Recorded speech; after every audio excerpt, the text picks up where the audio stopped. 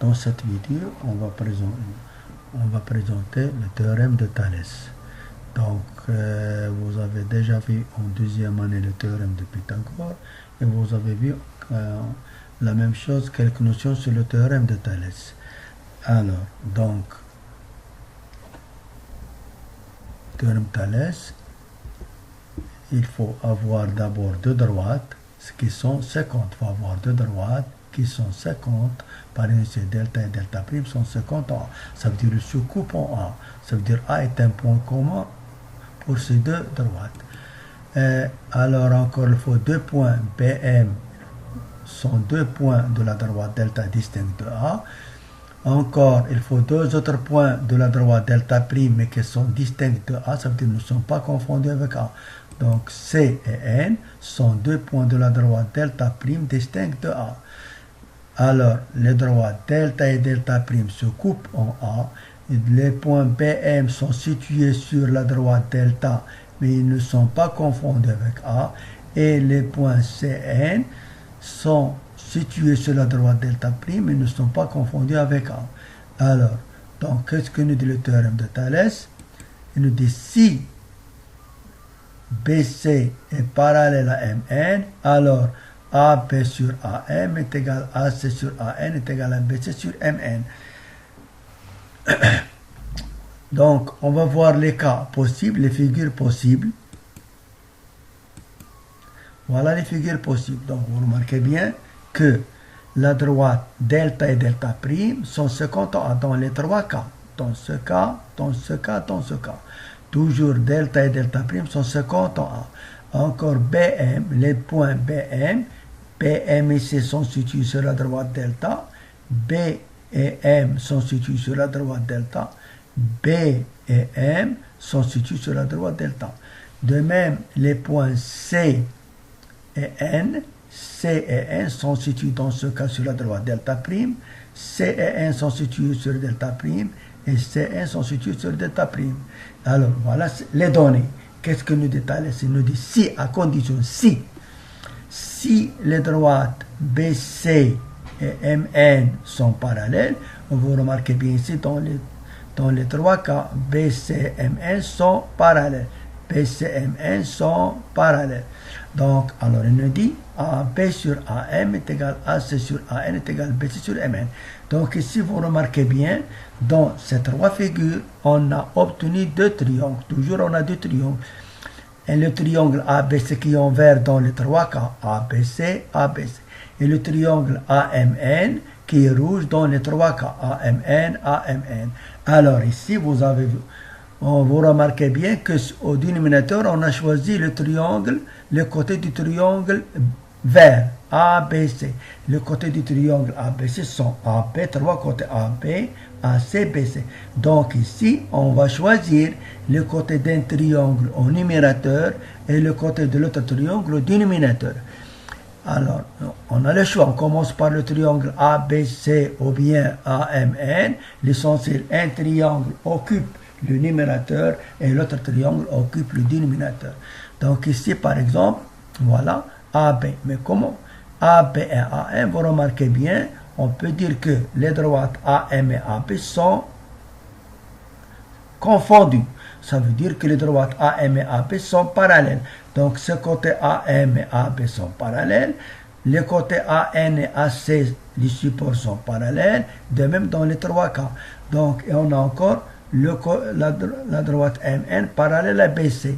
Ça veut dire le côté MN est parallèle à BC. Donc, on peut dire, par exemple, chaque côté d'un triangle, donc au numérateur, on prend un côté d'un triangle et au dénominateur, on prend le côté qui lui est parallèle dans l'autre triangle. Par exemple, si AB et le AB, le voilà, il est en vert. Le côté dans le triangle rouge qui est parallèle à AB, c'est AM. Donc AB avec AM.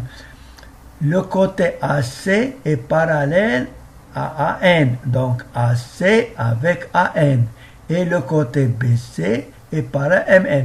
Donc vous voyez bien, voilà le côté AB du côté vert, du triangle vert, AC et BC. Alors chaque côté avec le côté qui lui est parallèle. Le côté qui est parallèle à AB, le voilà en rouge, c'est AM. Le côté qui est parallèle à AC, le voilà en rouge, c'est AN. Le côté qui est parallèle à BC, c'est MN. Et voilà, on a écrit BC sur MN. Dans les trois cas, on obtient ça.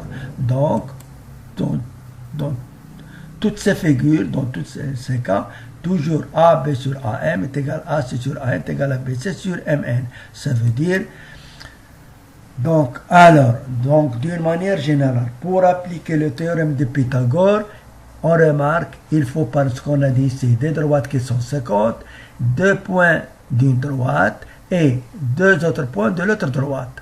Et si les droites BC, MN et MN sont parallèles, on écrit chaque côté d'un triangle occupe le numérateur et l'autre occupe le dénominateur.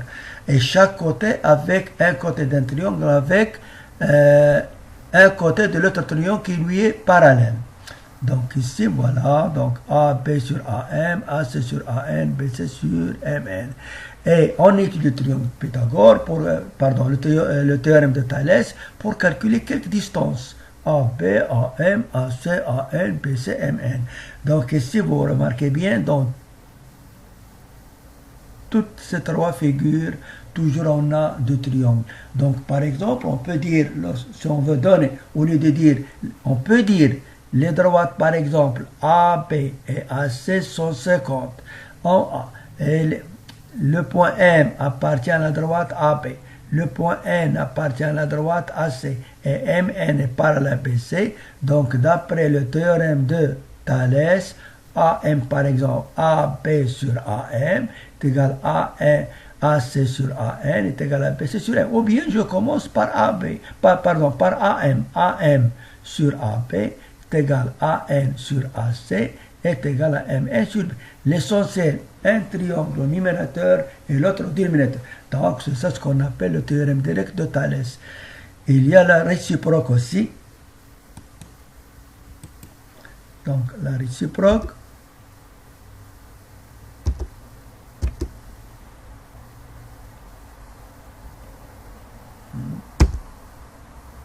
Voilà, réciproque du théorème de Thalès. Donc, les trois, toujours les mêmes données.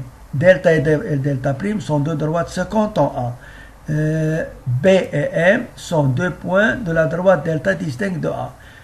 Et C et N sont deux points de la droite delta prime distincte du point A. Donc ici, les trois conditions sont les mêmes. Donc, théorème de Thalès direct ou bien théorème de Thalès réciproque. Alors, ici, la réciproque avant, on a dit si BC parallèle à MN, si BC parallèle à MN, alors AB sur AM est égal à AC sur AN est égal à BC sur MN. Cette fois-ci, c'est l'inverse. Donc, on dit si AB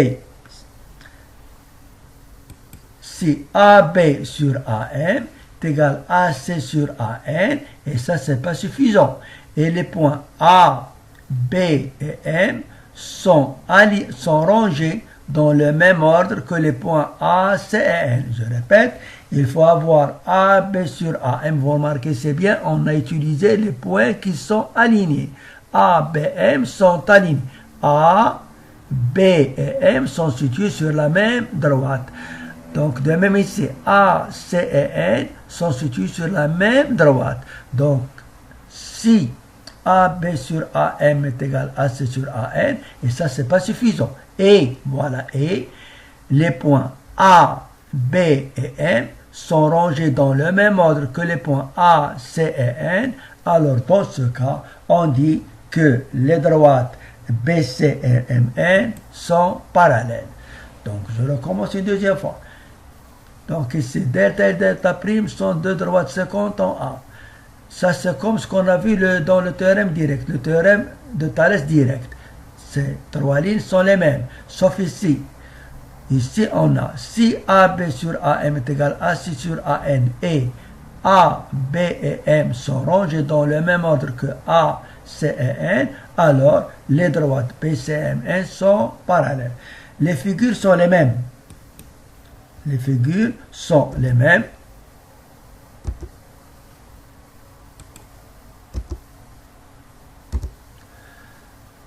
Voilà, donc toujours, sauf ici, on a fait les droites en pointillés. Donc ici, toujours, les droites delta et delta prime sont 50 en A. BM sont situés sur la droite delta. CN sont situés sur la droite delta prime. Alors, si AB sur AM est égal à AC sur AN, et les points A, M et B sont rangés dans le même ordre que les points A, N et C, alors dans ce cas, on dit que les droites M, N et B, C sont parallèles. Donc voilà, alors ici, le théorème, la réciproque du théorème de Thalès, on l'utilise pour démontrer que deux droites sont parallèles. On l'utilise pour démontrer que deux droites sont parallèles. N'oubliez pas toujours, il faut calculer AB sur AM, calculer AC sur AN. Si on trouve que AB sur AM est égal à AC sur AN, n'oubliez pas de dire que les points AB, de voir est-ce que les points A, B, M sont rangés dans le même ordre que les points ACN. C'est oui, alors les droites sont parallèles, B, C, M, N sont parallèles. Mais si on trouve que AB sur AM est différent de AC sur AN, on s'arrête et on dit que les droites B, C et M, N ne sont pas parallèles.